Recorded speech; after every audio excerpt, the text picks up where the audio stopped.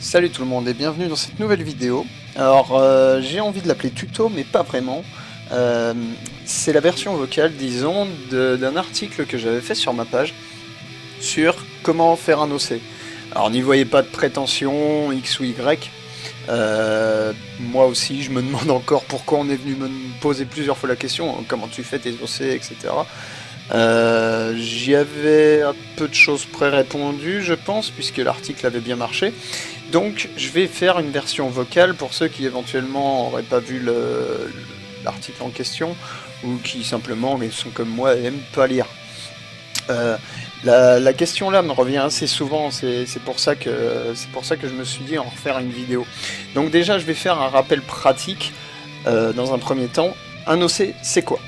C'est un terme qui vient déjà plus ou moins de DeviantArt qui signifie Original Character. Avec un super accent anglais, vous avez noté, hein. Et donc une création totalement originale, ou presque, on va le voir juste après. Dans l'OC, on a vraiment beaucoup de catégories, vous allez voir. Quand on fait le tour de DeviantArt, on peut mettre plein de choses là-dedans. Et les catégories que je vais vous énoncer sont pas exhaustives, puisque, comme je dis toujours, c'est mes observations. C'est pas exhaustif. Et pendant cette vidéo, je vais vous utiliser mes persos en exemple. Ça sera beaucoup plus simple pour moi, ça sera... Ouais, c'est les persos qui me parlent, donc à partir de là, voilà. Donc vous avez les OC 100% en premier lieu. Alors ça, c'est des créations totalement originales, souvent rattachées à un scénario ou plusieurs. Prenez par exemple Naïda qui est rattaché à plusieurs scénarios à l'heure actuelle. Je lui ai fait une interactivité via Facebook, etc. Donc ça, elle est devenue avec le temps un OC 100%, mais vous allez voir que son origine est tout autre. Vous avez les OC crossover, rattachés à un univers déjà connu. DBZ, Saint Seiya, etc., etc. Tout ce que vous voulez, quoi. Dans le but d'une fanfic, illustrée ou pas. Tout autre rapport avec un univers d'emprunt, une armure, un costume, quelque chose, n'importe quoi, là-dedans c'est du crossover. Donc Naïda se colle aussi dans le crossover. Je vous la rappelle, voilà, par exemple, ici vous avez Naïda et Chatiel, donc ça c'est du crossover, indirectement. C'est... Avec le temps, on peut vraiment mettre mes OC par exemple dans plein de catégories. Les OC random, alors là c'est les dessinateurs qui prennent leur tablette graphique, ils dessinent et boum, ça donne un personnage qu'ils ont inventé. Ils iront pas plus loin, c'est une illustration, souvent j'ai pu observer que même souvent ça s'appelait random OC. Ah bon, et pas d'histoire, rien, ça s'arrête là. Ils iront pas plus loin et c'est souvent fait en speed drawing. C'est bon, moi j'aime pas trop parce que j'aime bien les persos avec un minimum de background, mais ça bon, après chacun trouve midi à sa porte. On a les OC d'emprunt. Alors là c'est la catégorie où on trouve vraiment beaucoup de choses, des screens de jeux vidéo, des MMORPG assez souvent, mais beaucoup d'OC qui sortent de jeux vidéo. Par exemple, pour Aphrodite de Naruto Bayo, à la base, elle vient de Dragon Dogma. Donc, vous avez bel et bien un OC d'emprunt qui, au fur et à mesure, bon, bah, il se l'est approprié, etc. Naïda, par exemple, est un OC d'emprunt à la base. Je le rappelle jamais assez souvent. Naïda et Chatiel sont des OC d'emprunt. Donc, on a la version ici. La première version des Jedi que j'avais faite, il y a de ça assez longtemps pour que je m'en souvienne plus, et j'avais quand même rappelé que c'était des OC d'emprunt pour Shadow of Raven, avec celui-là, cet artwork-là. Donc là, c'est le retour aux sources. Alors, comme je vous ai dit, là j'ai mis Naïda un peu de choses près dans la moitié des catégories, voire plus, que je viens de vous citer. Bon, je pourrais continuer encore longtemps sur les petites cases. J'en aurais pour toute la nuit. c'est pas vraiment le concept des catégories. Il y en a pour tout le monde, surtout pour ceux qui aiment se prendre la tête et mettre des petites cases partout. C'est pas ce qu'on cherche. Donc on va revenir à l'essentiel. Comment faire un OC? Et là, mon raisonnement, je vais le découper en plusieurs catégories. La première catégorie, c'est suite à une réflexion qu'on a fait à un copain à moi. J'appellerais cette catégorie l'inspiration, ami ou ennemi de la création. Alors, l'inspiration pour certains est décrite comme anti-créatrice. Pour d'autres, c'est totalement l'inverse. Ceux qui ont horreur de s'inspirer ont dû inventer l'eau chaude, hein, je suis désolé pour eux, mais si on les écoute, leur style de dessin est absolument unique. Non, c'est pas vraiment comme ça que ça marche. Il y a un déclencheur X ou Y qui a mené tout le monde, tous ceux qui dessinent ou qui font un art X ou Y, à faire cet art-là. Donc par définition, quelque chose qui les a inspirés. À partir de là, c'est fallacieux de dire qu'on n'aime pas s'inspirer. C'est impossible. Si vous avez besoin de pousser le raisonnement plus loin, pour faire votre propre perso, n'hésitez pas, comme moi, à regarder des mangas qui vous ont marqué d'une manière ou d'une autre. Parce que de toute manière, s'inspirer n'est pas plagier. C'est... Bon, si vous jouez le jeu. On en prend un grand coup, de toute manière, notre petit ego, on prend un grand coup devant la feuille blanche, quand on sait pas où aller. C'est pas pour autant que du jour au lendemain, il faut revendiquer avoir un style de dessin unique. C'est tout bonnement impossible. Impossible. Là, je vais vous prendre cet exemple-là. Les yeux de Chatiel, par exemple, je suis sûr que vous pouvez les retrouver dans d'autres mangas. Et c'est pas pour autant qu'elle n'a pas son identité propre. Pareil pour Naïda, et ainsi de suite. Donc à partir de là, non, c'est pas... Voilà, c'est revendiquer un style unique, c'est impossible. C'est sûr, vous allez avoir vos petits trucs à vous, mais unique, ça n'existe plus. C'est fini, on n'est plus la génération qui peut faire de l'unique. Des génies, il y en a à peu près tous les, je sais pas, 50, 100 ans. Donc il y en aura peut-être un ou deux qui perceront dans le sens, voilà, ils font quelque chose de vraiment à eux, mais avant de vouloir être dans ce lot-là, soyez dans le lot du commun des mortels, et peut-être que vous serez dans ce lot-là. Vous retrouverez des éléments de votre inspiration. Moi, par exemple, là, c'est Bokuwa Tomodachi, je sais plus quoi, Gasukunai, qui m'a inspiré ces deux persos. On retrouve certains de ces éléments, mais pas tous. Donc, si vous avez besoin de vous inspirer d'un perso existant, faites-le. Je rappellerai jamais assez Matthew Bellamy qui disait s'être inspiré de Nevermind de Nirvana pour faire Origin of Symmetry. Ça reste un des plus grands albums rock des années 2000, en tout cas en termes de chiffres de vente, etc., etc. S'inspirer, c'est pas une faiblesse, c'est une force quand on sait mettre son ego de côté. Ego souvent nocif. Donc, tant que vous tombez pas dans le plagiat, il n'y a pas vraiment de problème. Alors, ça aussi pareil. Seconde partie, mettre ses goûts de côté pour réussir. Là, j'ai envie d'insulter celui qui a dit ça en allemand. Pour la simple et bonne raison que je pense pas avoir entendu plus grosse connerie, pardon de l'expression, mais là je crois que c'est le moment où on touche le fond littéralement. Aussi constructif que regarder un glaçon fondre dans du pastis en plein hiver sur la banquise. Si vous dessinez quelque chose qui vous parle pas, c'est clairement difficile d'imaginer que ça va parler aux autres. C'est très simple. N'importe qui peut faire une étude de marché, savoir qu'est-ce qui va fonctionner, qu'est-ce qui peut marcher dans l'immédiat. Mais ça s'appelle faire du commercial.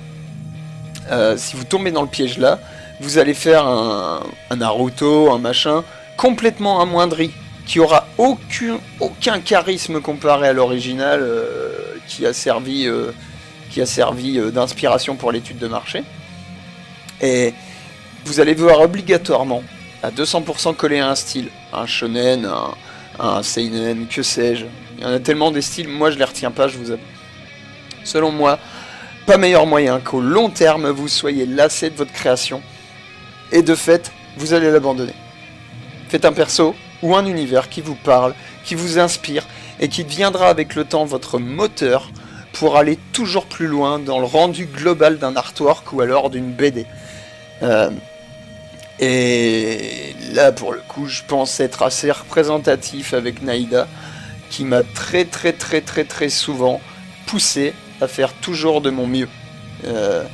Je sais, après, je reste assez critique sur mon propre boulot, et ça, s'il y a bien quelque chose que je sais, c'est qu'elle m'a fait aller de l'avant, tout le temps. J'ai toujours testé des nouveaux trucs dessus, parce qu'elle me parle. Je le dis souvent, c'est mon rayon de soleil artistique, c'est ma petite choupinette. Faites quelque chose qui vous parle en premier lieu, sinon vous avez perdu d'avance.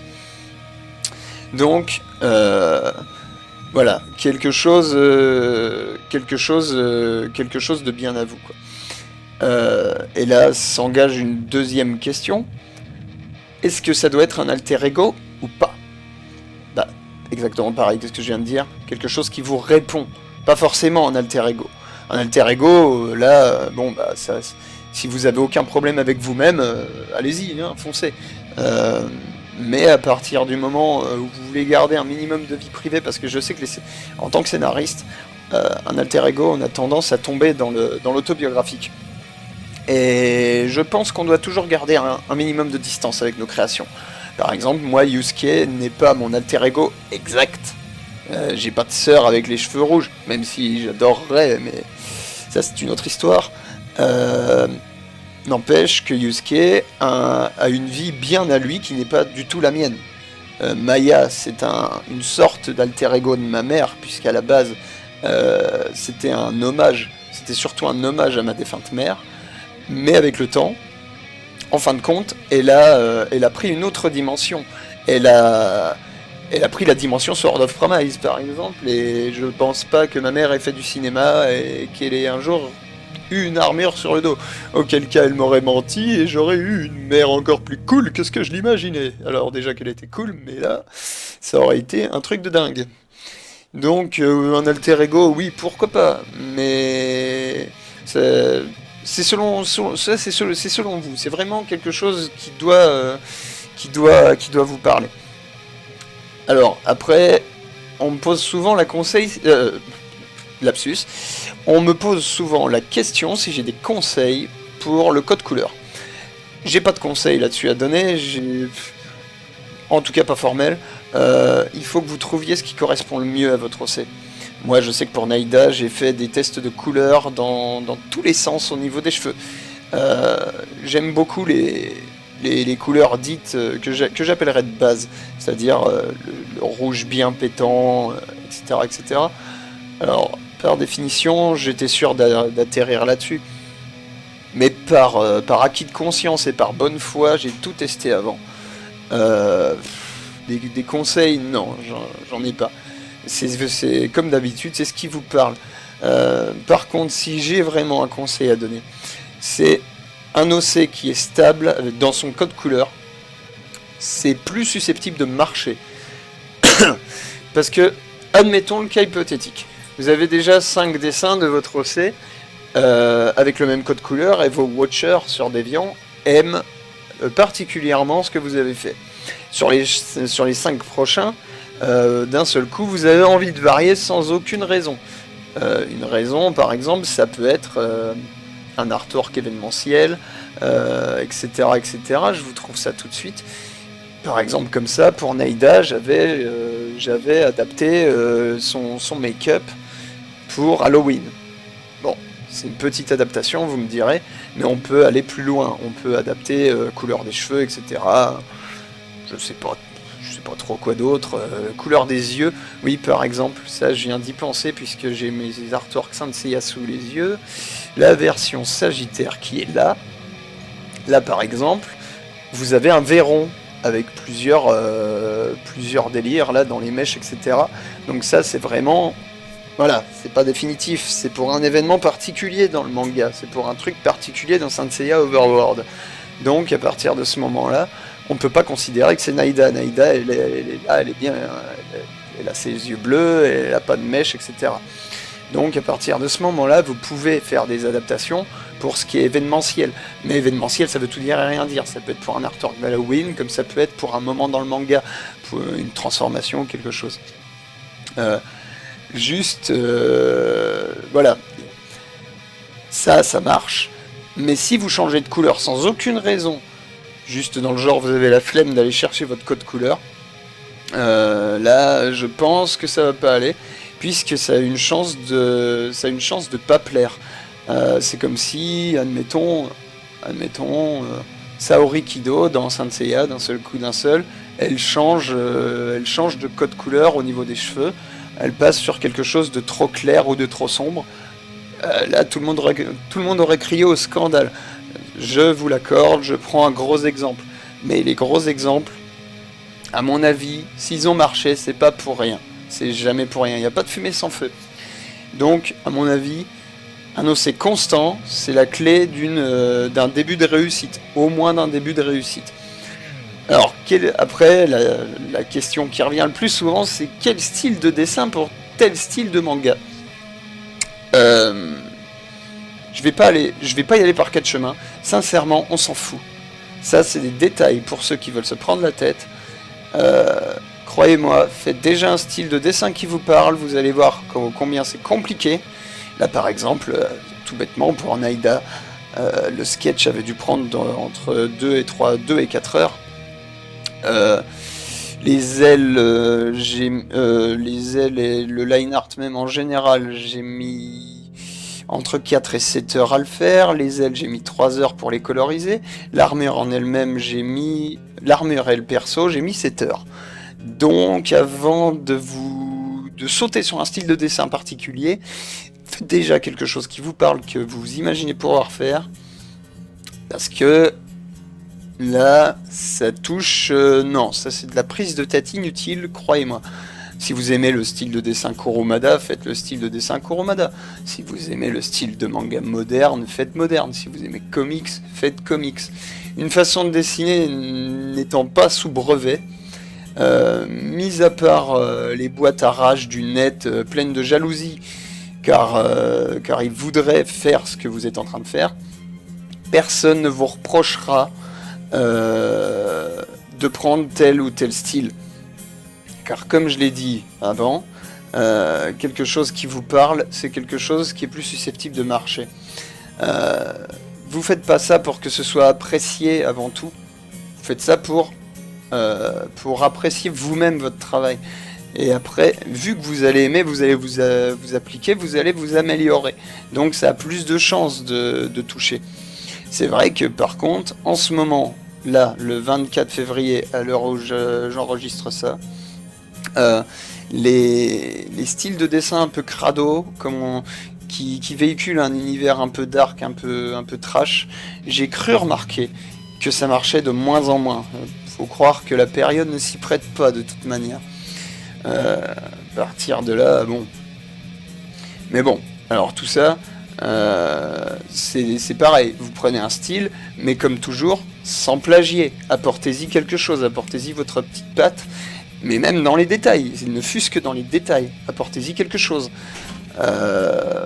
Essayez de faire tel style, faites des mix, etc. Voilà, et vous trouverez ce qui vous parlera à vous. Et fatalement, à tous ceux qui cherchent, à tous ceux qui vous watch. Donc à partir de là, bon, comme j'ai dit sur mon article, là j'ai fait le tour. En tout cas, je pense. Si vous avez toute question, n'hésitez pas. Ma page et toutes les infos, comme d'habitude, sont dans la description de la vidéo. Encore désolé, j'ai toujours pas de vrai logiciel de montage. Ça ne saurait tarder, j'espère. J'ai pris beaucoup de retard ce mois-ci. Le Little World est déjà en retard. Normalement, il devait sortir dans les environs de ces jours-ci. Il sortira au bas mot le 28, si j'ai de la chance. Sword of Promise, ça avance un petit peu, on a fini les dragons, etc. Mais j'ai pas mal de retard, donc j'ai pas pu me pencher sur un logiciel de vidéo. Je suis vraiment désolé, j'aimerais bien vous faire des vidéos de qualité avec une opening, une ending, etc. Un peu de montage, des inserts. Mais pour le moment, je fais avec les moyens du bord, donc soyez indulgents. C'est un peu contre ma volonté. Dès que j'aurai du temps, j'essaierai de me pencher dessus, mais en ce moment, je dors déjà entre 3 et 5 heures par nuit. Je peux vraiment pas en faire plus. Ça doit s'entendre d'ailleurs, j'ai la voix qui fatigue de plus en plus vite. Je suis fatigué, donc pour le moment, je peux pas faire mieux. Voilà. Je vous dis à la prochaine. Je vais essayer peut-être de faire des vidéos mensuelles pour vous tenir au courant de l'actu, etc., etc. Je vais essayer, parce que déjà avec tout ce que j'ai à faire, c'est compliqué.